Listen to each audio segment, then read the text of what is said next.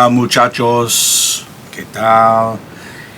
Bienvenidos a la lección Ninea. Hoy estaré leyendo un inspector llama. Sorry, I banged my head last night. No, I can't speak any English at all. Hello. I like the fact that an inspector calls in Spanish. Morning.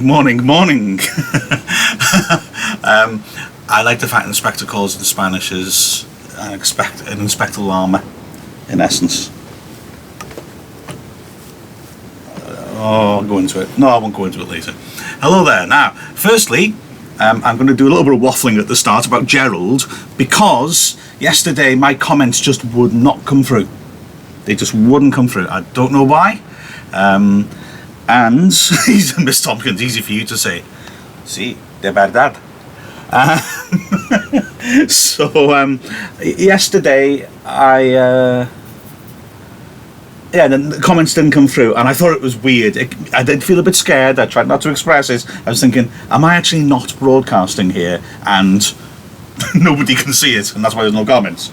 But I always had a constant number of viewers, so I'm thinking it was broadcasting. And then of course afterwards, once I'd stopped the stream, I went and had a look on a different device and there were comments. So I'm so sorry, didn't mean to ignore you. And the reason I stopped it at the point I did was because I want to talk about Gerald a bit and give you the opportunity, if you wish, to chip in with some replies to what I'm saying, because I think what we've learned about Gerald is interesting and slightly complicated. So I'm going to start off by doing that. Before I'll just reply to my cousin's point on the messages. A family enterprise this is.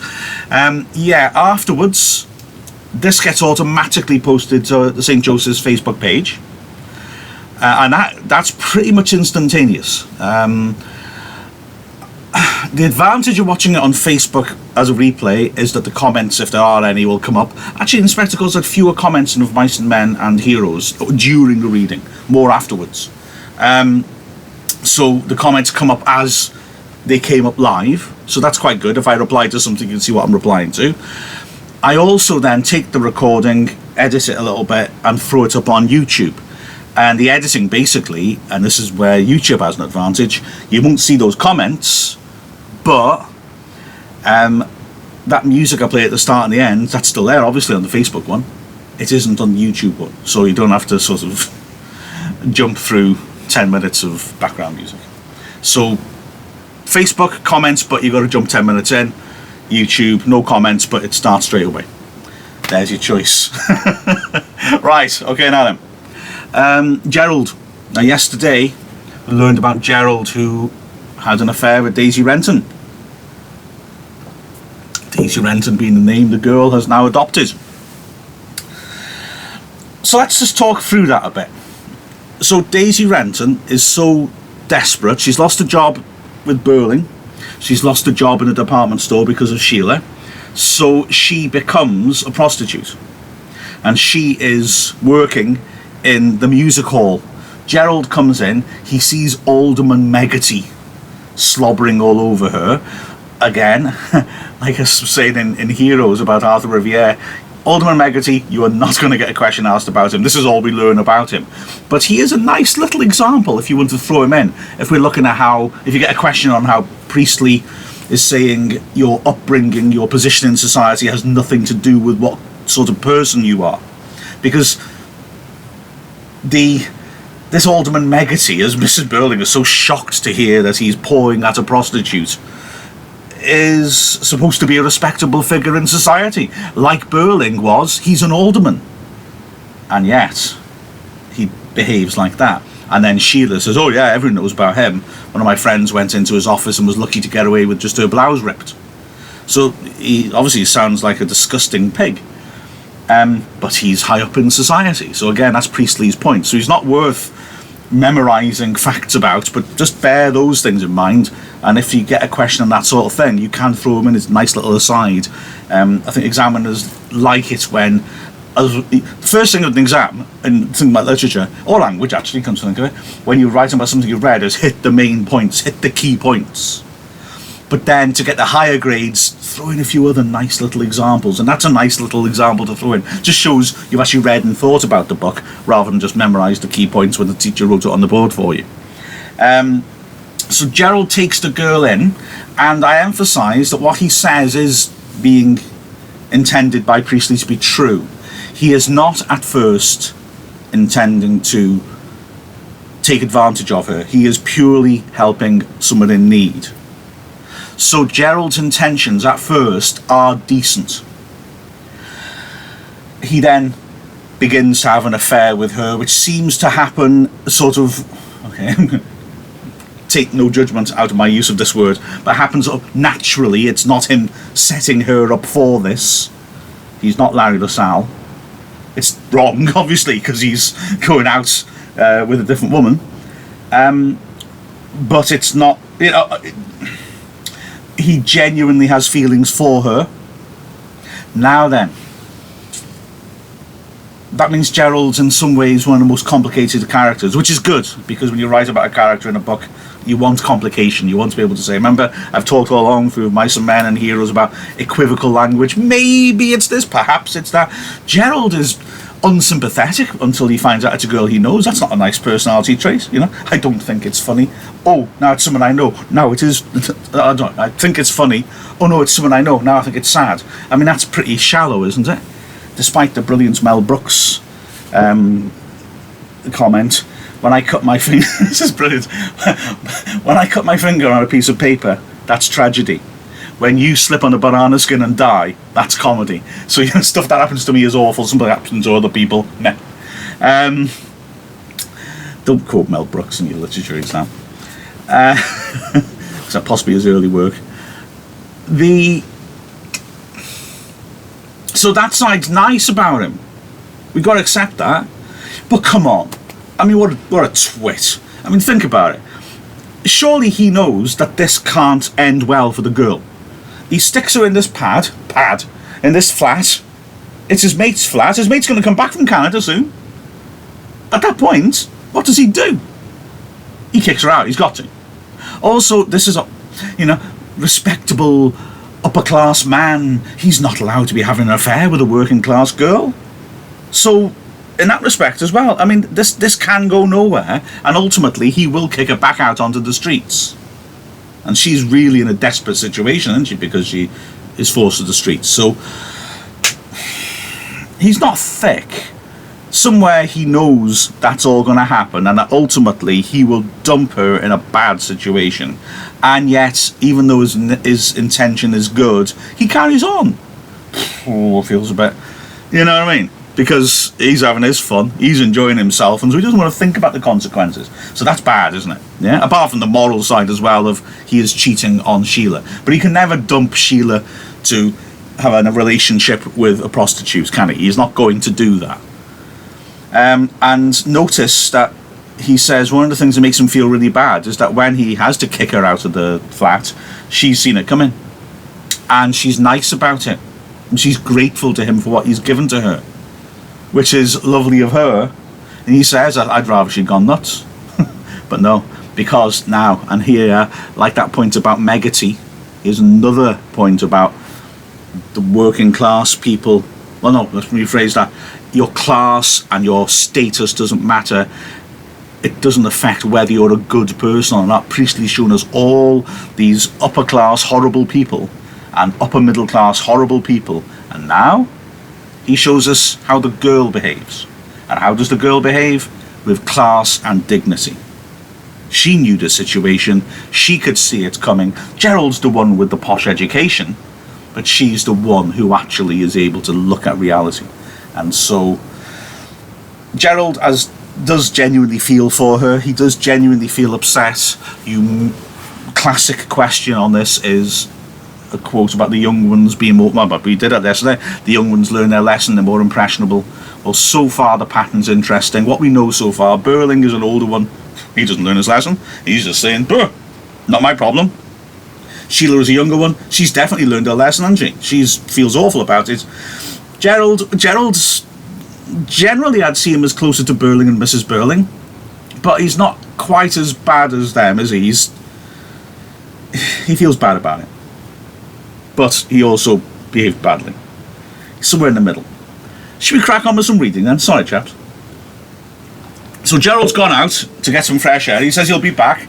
Notice that if you're easy with me, I'll be easy with you. Ultimately, Gerald does fess up and is honest about everything. And the inspector says, yeah, that's fine, as long as you come back. So he's able to go out. Mrs. Burling, as you can imagine, has got some indignant reaction to this. Oh, there was that thing at the end. Just remember, Burling trying to talk Sheila out of giving the engagement ring back to Gerald.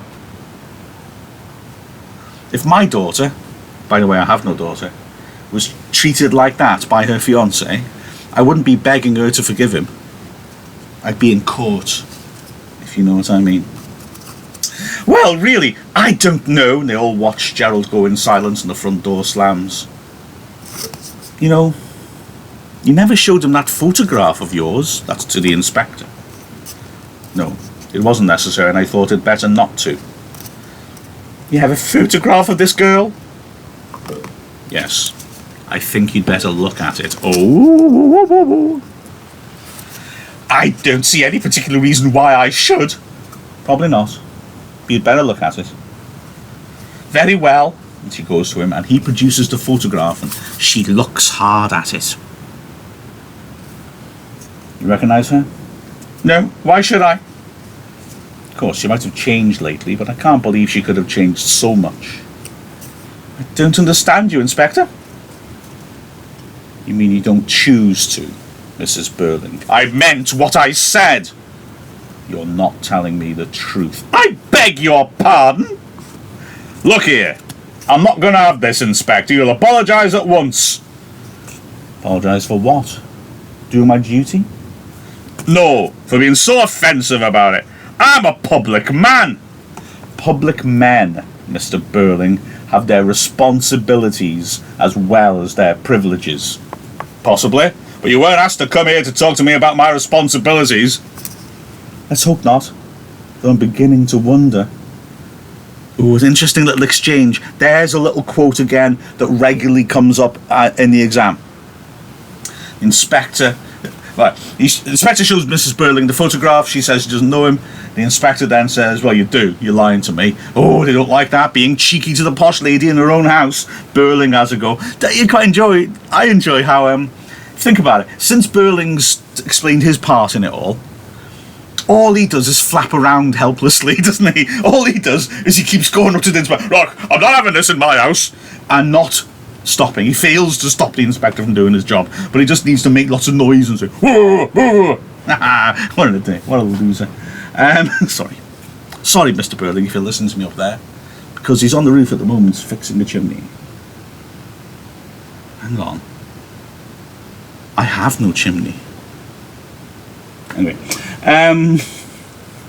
how does Santa get in? I'll get back to this.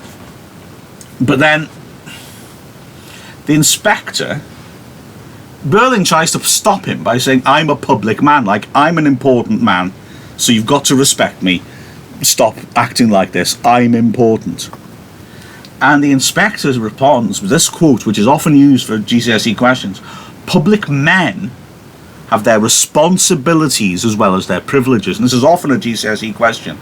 It's talking about the characters' responsibilities as well as their privileges. These wealthy people, are they just allowed to go on, like Burling says, looking after themselves, or do they have a responsibility to look after other people as well? You can see that's at the heart of what Priestley thinks. And then Burling says, possibly, I love that, possibly I have responsibilities. Not, well, yeah, I know that. He maybe thinks he doesn't have responsibilities to other people, doesn't he? But he says, you've not come here to talk to me about my responsibilities. And Sheila, the smart one, says, let's hope not, but I'm beginning to wonder. Yeah, she can see. The inspector's doing more than just inspect them for their actions. He seems to be also inspecting them morally, doesn't he? Is what they do right. Water. So Mrs. Burling, of course, doesn't like Sheila popping her head up over the parapet. Does that mean anything, Sheila? It means we've no excuse now for putting on airs, and as if we've any sense, we won't try. Now, you're pretending you don't recognise her from that photograph. I admit I don't know why you should, but I know jolly well you did in fact recognise her from the way you looked. If you're not telling the truth, why should the inspector apologise? And can't you see, both of you? You're making it worse.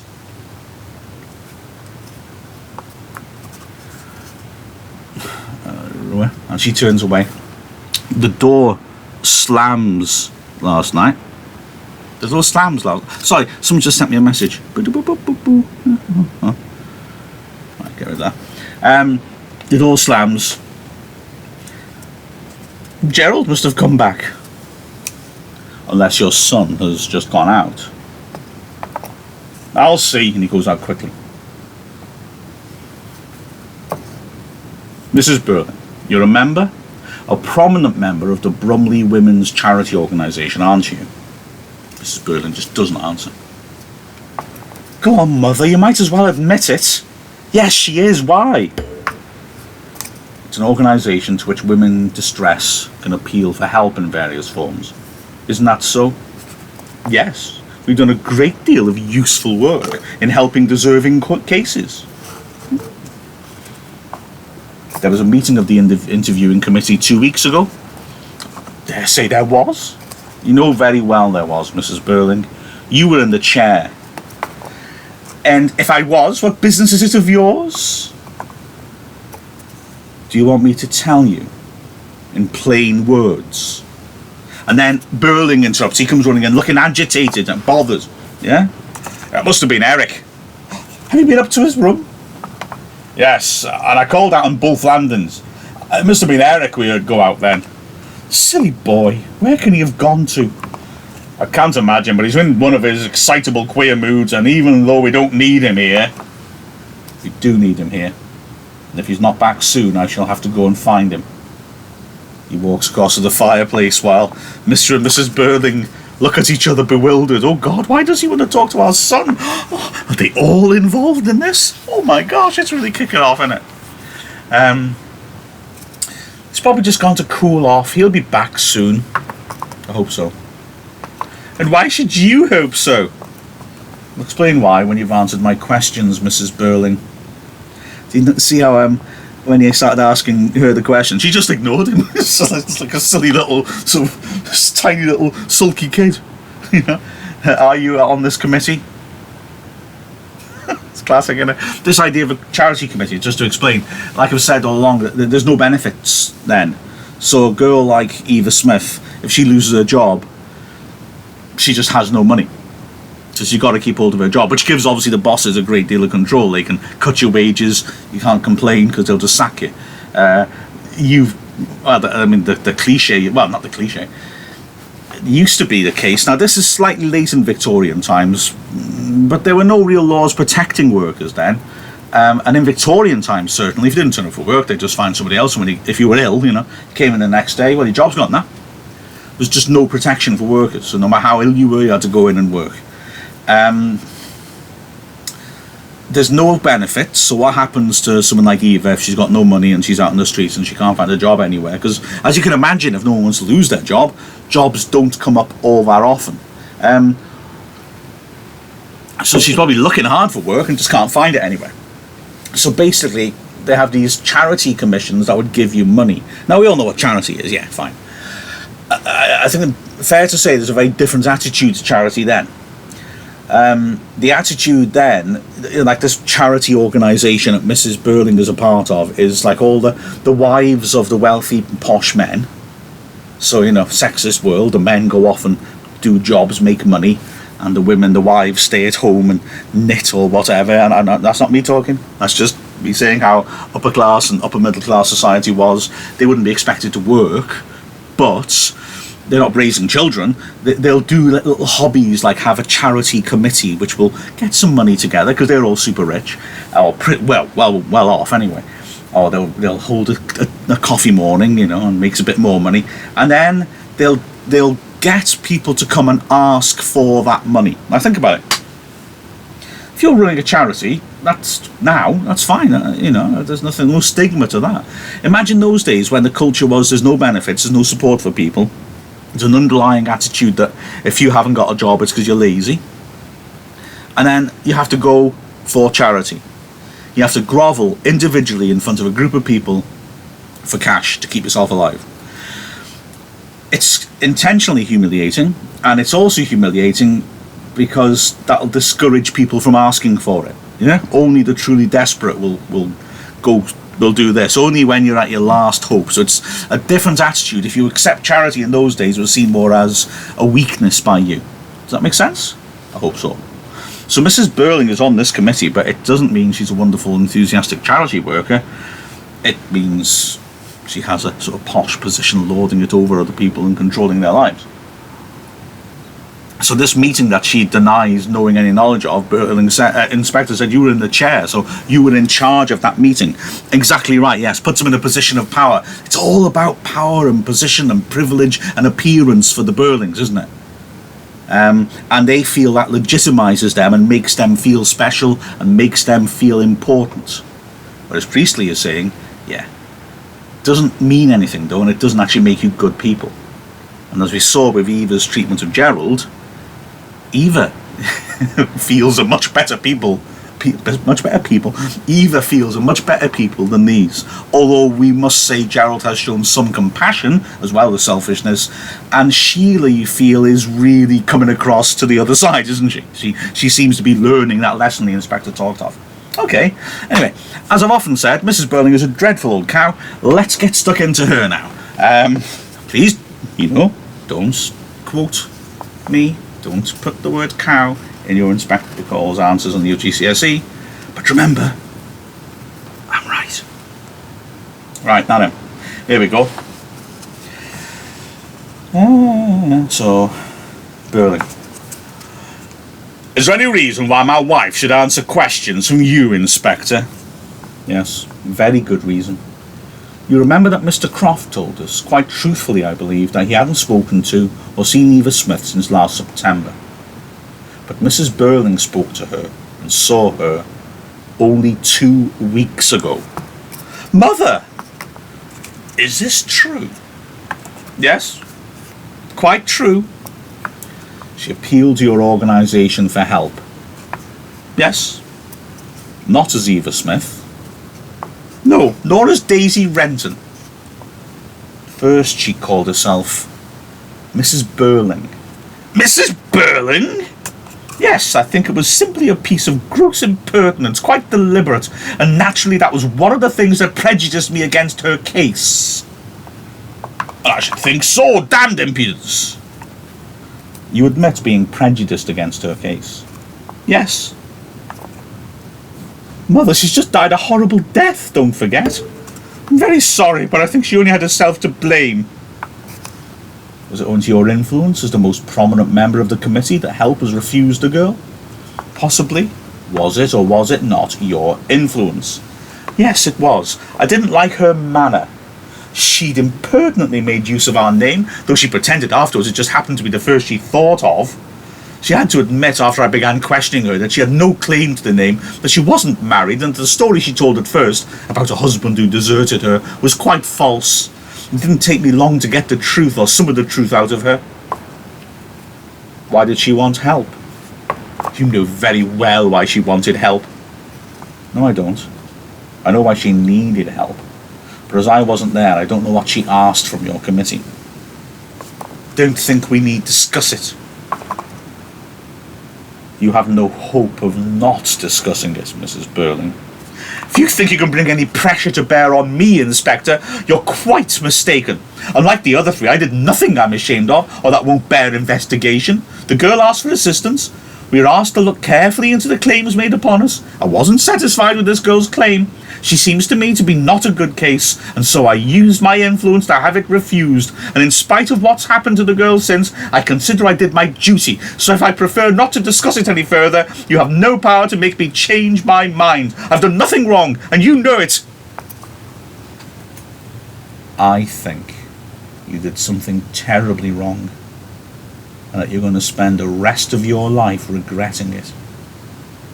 I wish you'd been with me tonight at the infirmary. You'd have seen... Oh, no, please, not that again. I've imagined it enough already. Then the next time you imagine it, just remember that this girl was going to have a child. No! Oh, horrible, horrible! How could she have wanted to kill herself? Because she'd been turned out and turned down too many times. This was the end. Oh dear. Okay, now then. Ooh.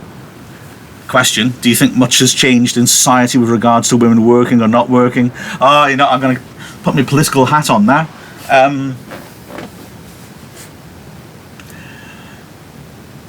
I'm never comfortable with the notion of saying, oh, we're not sexist anymore, because we darn well are.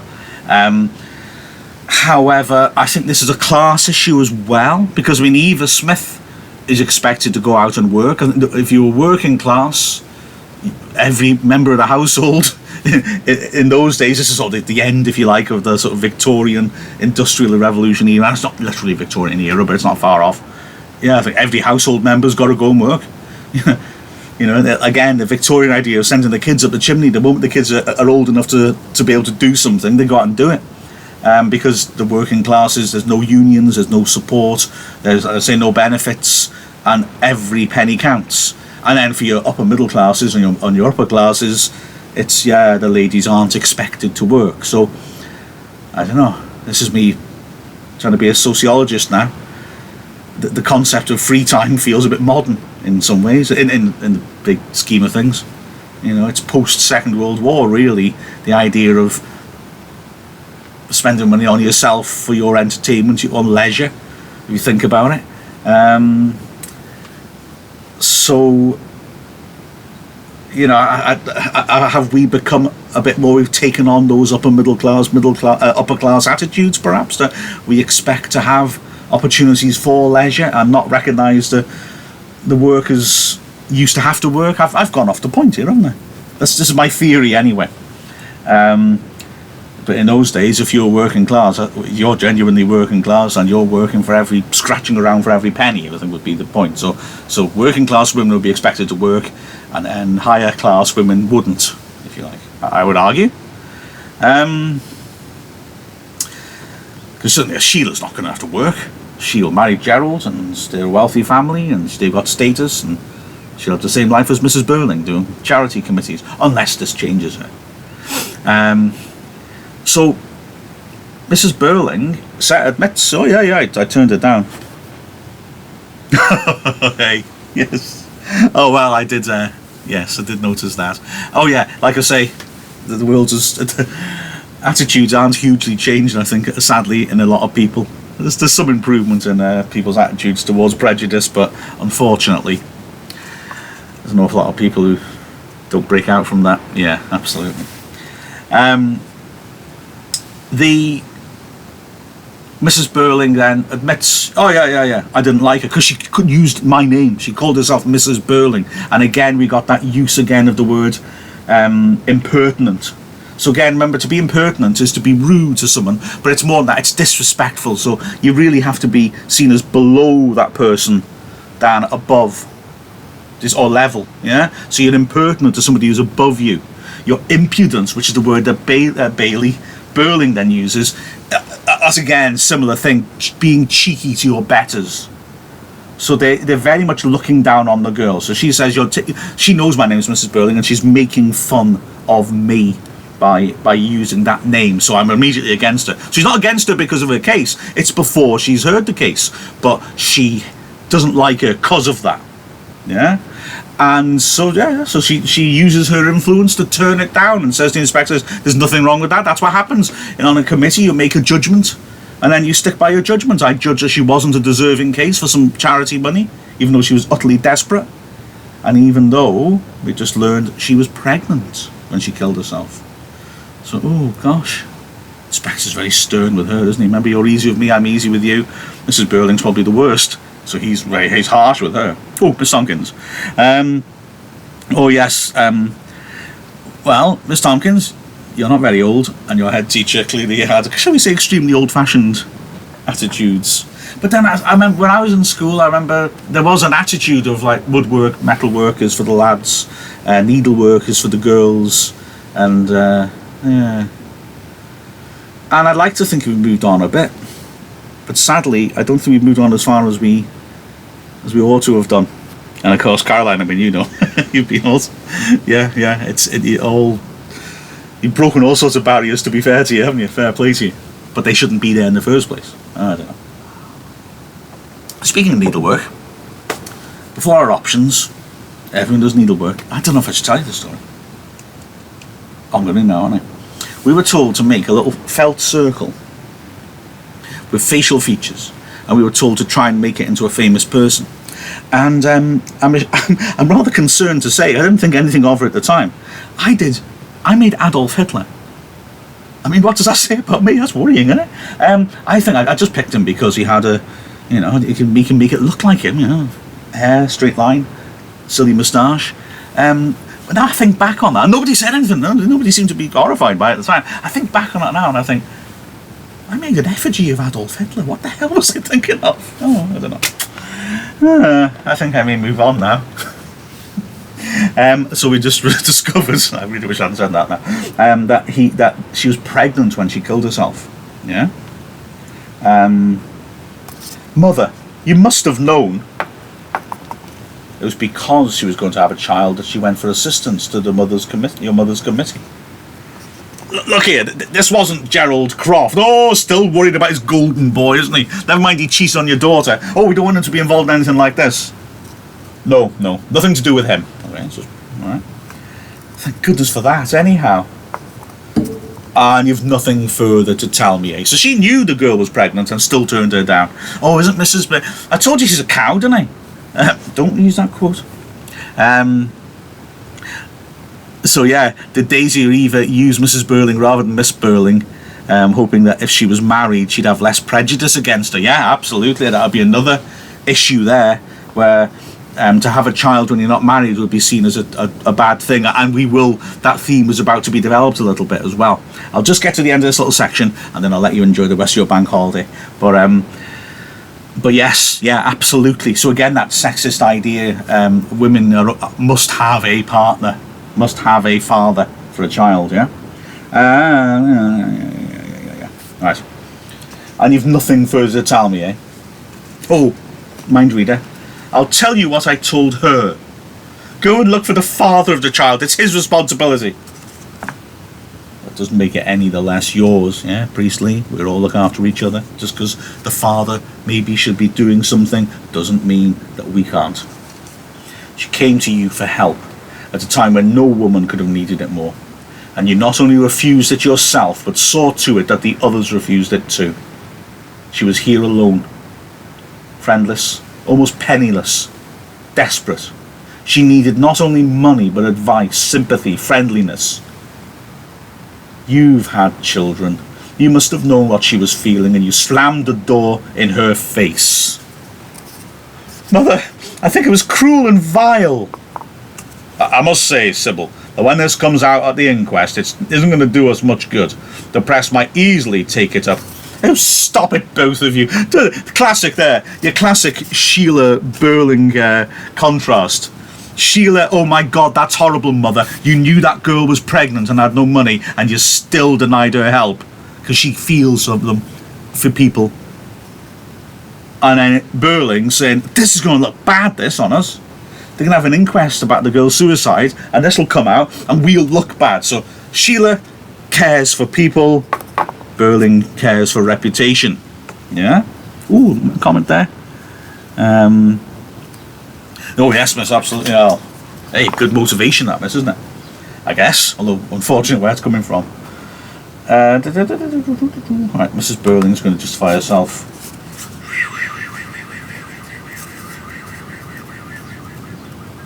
And please remember, before you start accusing me of anything again, it wasn't I who had her turned out of employment, which probably began it all. Oh, turning on each other now.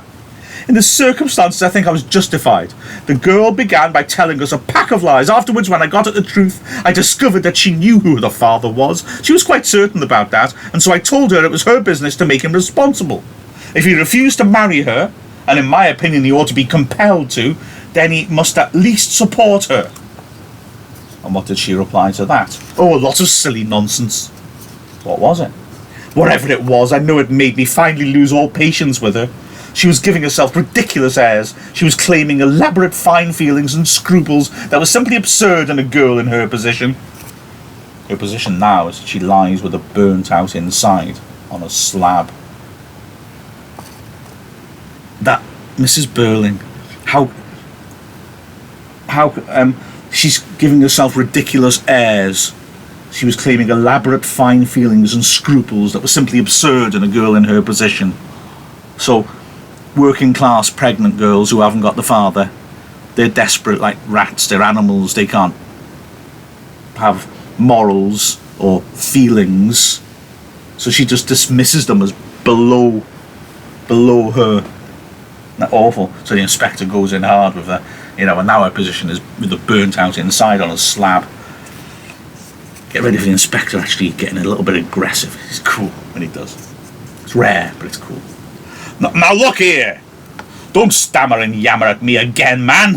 What did she say? All of you, don't stammer and yammer at me. She said that the father was only a youngster, silly, wild and drinking too much. There couldn't be any question of marrying him. It'd be wrong for them both. He'd given her money, but she didn't want to take any more from him. Why didn't she want to take any more money from him? Oh, a lot of nonsense. Didn't believe a word of it. I'm not asking you if you believed it. I want to know what she said. Why didn't she want to take any more money from this boy? Oh, she had some fancy reason, as if a girl of that sort would ever refuse money. I warn you, you're making it worse for yourself. What reason did she give for not taking any more money? His story was that he said something one night when he was drunk that gave her the idea that it wasn't his money. Where'd he got it from then? He'd stolen it. So she'd come to you for assistance because she didn't want to take stolen money. That's a story she finally told after I'd refused to believe her original story that she was a married woman who'd been deserted by her husband. I didn't see any reason to believe that one story would be any more true than the other. Therefore, you're quite wrong to suggest that I shall regret what I did. But if her story was true, if this boy had been giving her stolen money, then she came to you for help because she wanted to keep this youngster out of any more trouble. Isn't that so? Possibly. But it sounded ridiculous to me, so I was perfectly justified in advising my committee not to allow her claim for assistance. You're not even sorry now, when you know what happened to the girl. I'm sorry she should have come to such a horrible end, but I accept no blame for it at all. Who is to blame then? First, the girl herself. Secondly, I blame the young man who was the father of the child she was going to have. If, as she said, he didn't belong to her class and was some drunken young idler, then that's all the more reason why he shouldn't escape. And if her story is true, that he was stealing money, there's no point in assuming that, but suppose we do. What then? Then he'd be entirely responsible. So he's the chief culprit anyhow. And he ought to be dealt with very severely. Mother, stop! Be quiet, Sheila. But don't you see? You're behaving like a hysterical child tonight. She goes across Sheila, crying quietly. If you take some steps to find this young man, then make sure that he's compelled to confess in public his responsibility. Instead of staying here asking quite unnecessary questions, then you really would be doing your duty. Don't worry, Mrs. Burling. I shall do my duty. And he looks at his watch. I'm glad to hear it. And now no doubt you'd like to say good night. Not yet. I'm waiting. Waiting for what? To do my duty. Burling rises. He realises now. Have you realised it yet? I see someone has. No, Mother, don't you see? Mrs. Burling steps towards Sheila. But surely, I mean, it's ridiculous. She stops and exchanges a frightened glance with Burling. He's terrified now and gets up. Look, Inspector, you're not trying to tell us that my boy is mixed up in this. If he is, then we know what to do, don't we? Mrs. Burling has just told us. My God, but look here. I don't believe it. I won't believe it. Mother, I begged you and begged you to stop. The inspector holds up his hands. Look at the control he's got. We hear the front door. They wait, looking towards the door of the room. Eric enters, looking extremely pale and distressed. Bam, bam, bam! Oh my gosh, yes! So, Mrs. Burling, who's really to blame if it's true that the money is stolen? The man, the father. What should be done to him? He should be publicly humiliated and held to account. What would the Burlings hate most? Public humiliation and being held to account. Who's the father? Your son! Boom! Thank you very much, Mr. Priestley. Well played. Awkward. That elaborate fine feelings comments, yeah? So, how can a girl in her position have the sort of morals that she claims? Well, what that's about is that she can have money, but she's suspected stolen. So she refuses it. So obviously Mrs. Burling's attitude is, well, working class people are scum. So working class people wouldn't care where the money came from. They would just take. Horrible woman. And she's just demanded the inspector does his duty. And so as he rather coolly says, oh, I am. I'm staying here now to do my duty.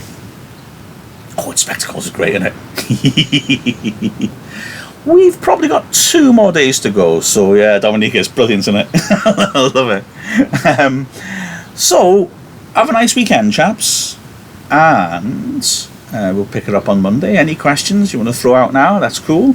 And as ever, I know I say it every time, I'll put the stream on in a moment of music. And if you want to put any questions there, then I'll be able to come back to them on Monday. So, if there's no more, I'll go have a cup of coffee and chat to my cat. And my wife, to be fair. She's very nice.